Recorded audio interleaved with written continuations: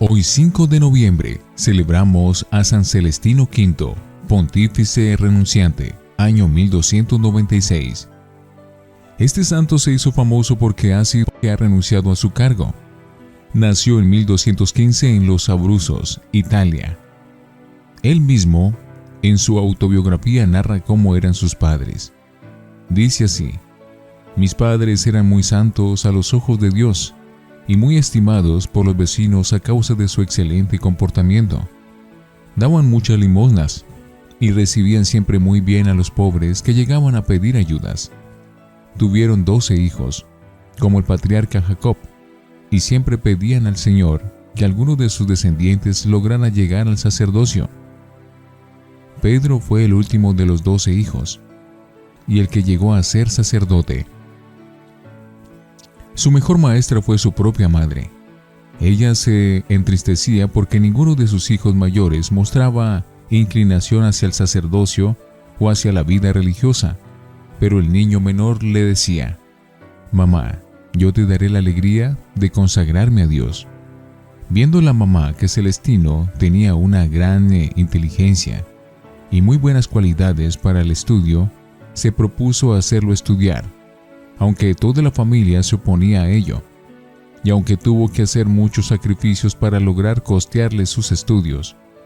Él dice en su autobiografía que el primer libro que logró leer de corrido fue el de los Salmos, y eso fue para toda su vida el libro preferido para leer y meditar cada día y todos los días.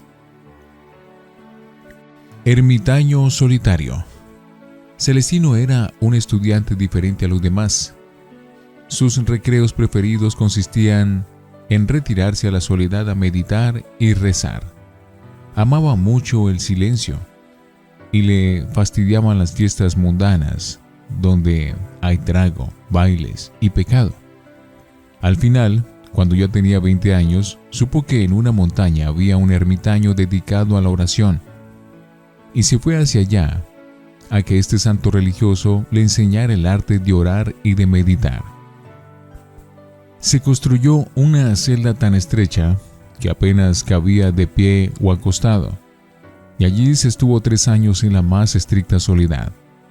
Al principio todo eran consolaciones y alegrías espirituales, pero luego empezaron a llegarle terribles tentaciones que no lo dejaban en paz ni de día ni de noche. Era el ataque de los enemigos del alma para hacerle desistir de su vocación a la santidad. Afortunadamente, a base de oración y de mortificación y de consultar de vez en cuando a su director espiritual, logró vencer. Sacerdote temeroso. Fue ordenado de sacerdote, pero sentía mucho temor a celebrar la Santa Misa porque se creía indigno. Consultó entonces a un anciano ermitaño, el cual le respondió: ¿y quién es digno de celebrar la misa? Celebre cada día, pero celebre con temor y temblor, o sea, con inmenso respeto al santo sacrificio. Al oír esta respuesta, se le fueron sus temores. Fundador. Muchos hombres deseosos de hacer penitencia y de conseguir la santidad se fueron a vivir allí cerca de donde moraba Celestino, para recibir de él sus instrucciones, y así llegó a tener 14 conventos bajo su dirección. Su fama de santidad y los milagros que obtenía por medio de sus oraciones lo hicieron famoso en todos los alrededores. La elección más inesperada de su vida. Había muerto el Papa Nicolás IV, y los cardenales electores se habían dividido en 2 partidos contrarios, y ya llevaban 2 años sin poder elegir al nuevo pontífice. Al fin se les ocurrió una idea: elegir como papa a un santo monje, y eligieron a Celestino, que antes se llamaba Pedro, y un día, cuando él menos lo imaginaba, llegaron al monte donde habitaba varios prelados a comunicarle tan grande noticia. Su susto fue espantoso y se echó a llorar, pero las gentes lo aclamaban como el mejor para ese cargo. Celestino tenía 80 años a su coronación como pontífice asistieron más de 200.000 personas. La veneración hacia él era tan grande que tenía que pasar días enteros en la ventana impartiendo bendiciones a las multitudes que llegaban a visitarlo. La entrada solemne la hizo cabalgando en un burrito, cuyas riendas eran llevadas por dos reyes, Carlos de Anjou y Carlos de Hungría. Era el año 1294. Cargo desproporcionado. Pero pronto se dio cuenta Celestino de que él no estaba preparado para tan difícil cargo, ni tenía cualidades para ello. No conocía las leyes y cánones que rigen a la Iglesia en el Vaticano. No sabía hablar bien el latín en el cual se redactaban los documentos pontificios. No tenía la suficiente pericia para no dejarse engañar. Y así como era tan sin malicia y tan generoso, muchos aprovechaban de que concedía cuanto se le pedía. Y llegó el caso de que nombró hasta 3 personas distintas para un mismo cargo. Y para acabar de completar, como su inclinación era a la oración, a la meditación y al silencio, mandó que le construyeran una celda de monje en el Palacio Pontificio, y allí se dedicaba por horas y horas a la oración y a la meditación, y mientras tanto no había quien despachara los asuntos en las oficinas del pontífice.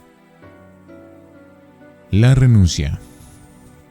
Y él mismo reconoció que había sido un error el aceptar el cargo de papa, y se propuso renunciar. Es el primer caso que ha sucedido en la historia de la Iglesia de que un papa renuncia a su cargo.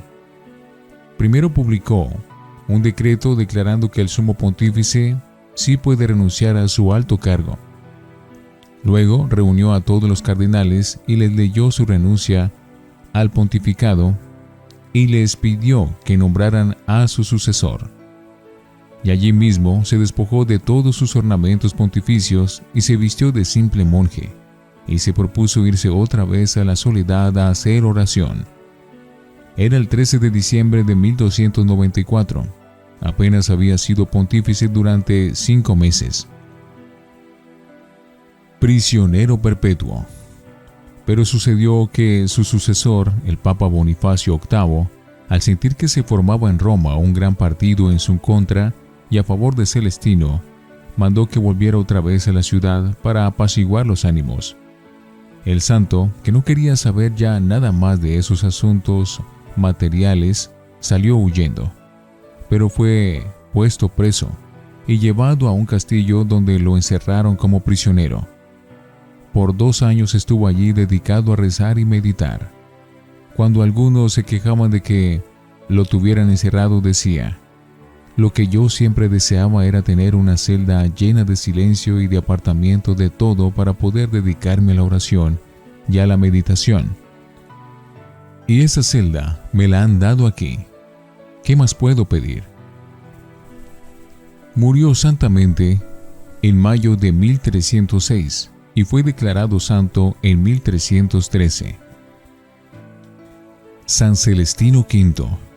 Recuérdanos a nosotros que vamos a encontrar mayor paz y tranquilidad dedicándonos a orar y meditar en silencio, que gastando nuestro tiempo en demasiadas actividades materiales. San Celestino V, ruega por nosotros.